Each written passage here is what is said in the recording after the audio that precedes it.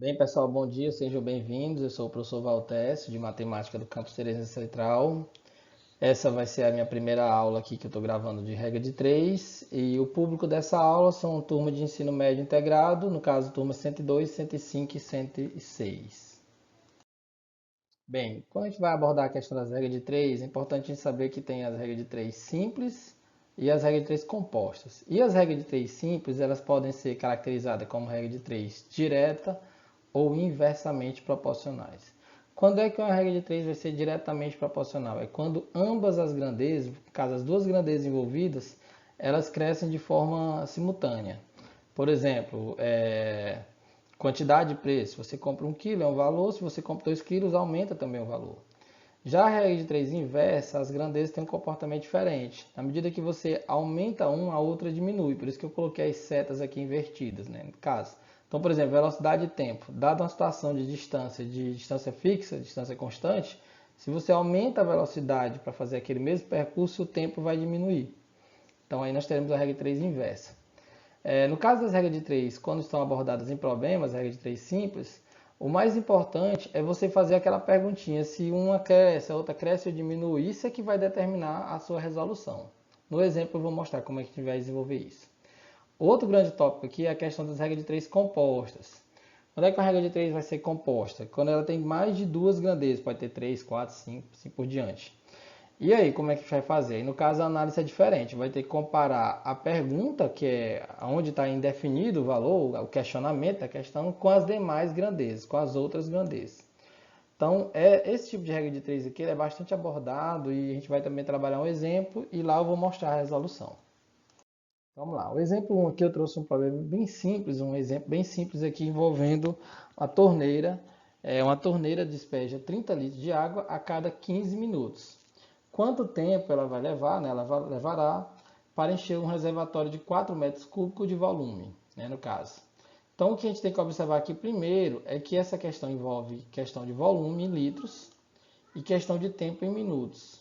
E ela quer saber o tempo, só que no segundo momento, quando ela foi falar o volume, ela colocou em metros cúbicos. E aí a gente vai ter que usar aquela conversão que 1 metro cúbico corresponde a 1.000 litros. Logo, esse reservatório, 4 metros cúbicos, ele vai corresponder a 4.000 litros. Então, a nossa estrutura de regra de 3 vai ficar algo desse tipo.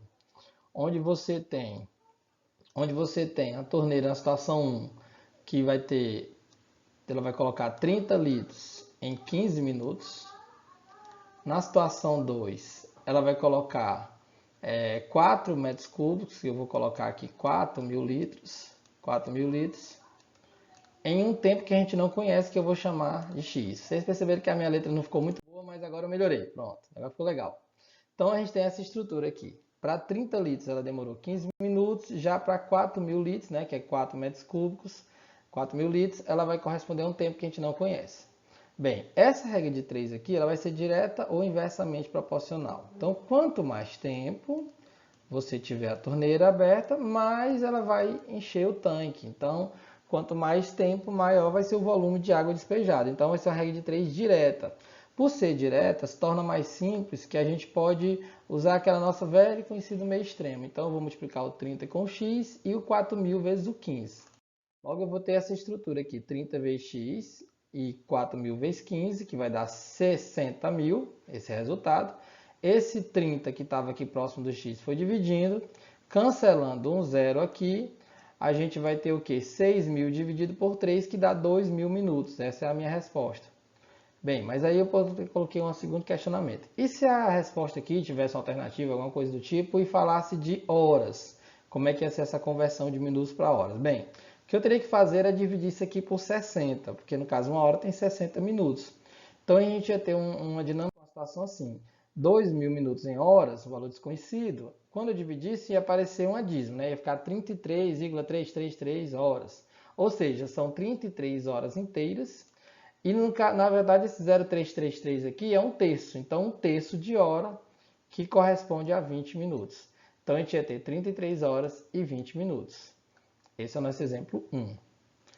No exemplo 2, eu trouxe um segundo problema aqui que envolve 6 máquinas. Então, tem 6 máquinas que escavam um túnel em 2 dias. Então, 6 máquinas fazem um certo trabalho, né, cavar um túnel em 2 dias. Ele quer saber quantas máquinas idênticas, mesmo padrão, mesma velocidade, mesma eficácia, serão necessárias para escavar um túnel em 1 dia e meio. Então, novamente, eu armei a estrutura aqui de regra de 3, dessa vez já coloquei os números, né? Então, eu coloquei que 6 máquinas está para 2 dias, assim como uma quantidade de máquinas que a gente não conhece, que é o que ele quer, ele vai fazer um serviço em 1 dia e meio. Então, tudo bem.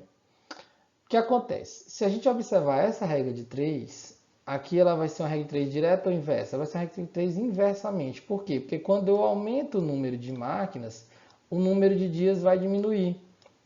Então, por ser uma regra de 3 inversa, a gente sabe que as grandezas que são inversamente, elas multiplicam. Então, eu poderia multiplicar o x por 1,5 e 6 por 2, dava certo também. Mas eu poderia também usar aquela ideia que eu acho mais legal, que é sempre lembrar o aluno que quando a regra de 3 for inversa, você tem que inverter uma das razões. Então, em vez de inverter, eu posso inverter o 2 com 1,5, mas eu vou inverter aqui onde está o x. Então, vai ficar, no caso, em vez de ficar 6 sobre x, vai ficar x sobre 6 e o 2 está para 1,5.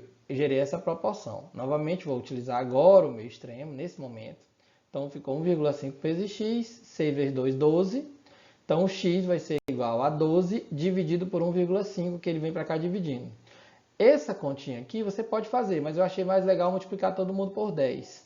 Caso dividir multiplicando todo mundo por 10, vai ficar 120 dividido por 15, que 1,5 vezes 10, a vírgula vai sair 15. E aí nós vamos ter 8 máquinas. Agora, no exemplo 3, vamos para o exemplo 3. No exemplo 3, eu trouxe um exemplo um pouco mais avançado. Então, o que acontece? Nós temos aqui um exemplo que eu vou ler com mais cuidado. Uma empresa deseja iniciar a coleta seletiva de resíduos em todas as unidades e, para tanto, encomendou a uma gráfica uma impressão de 140 mil folhetos explicativos. A metade desse folheto foi impressa em 3 dias, por 2 máquinas de mesmo rendimento, funcionando 3 horas por dia. Devido a uma avaria em uma delas, a outra teve que imprimir os folhetos que faltam em 2 dias. Para tanto, ele teve que funcionar diariamente por um período de quanto tempo? Pois bem, quando a gente traz as informações para cá, a gente vai perceber que tem um número de folhetos e que, na verdade, uma das impressoras fez só a metade do serviço, ou seja, veio só 70 mil.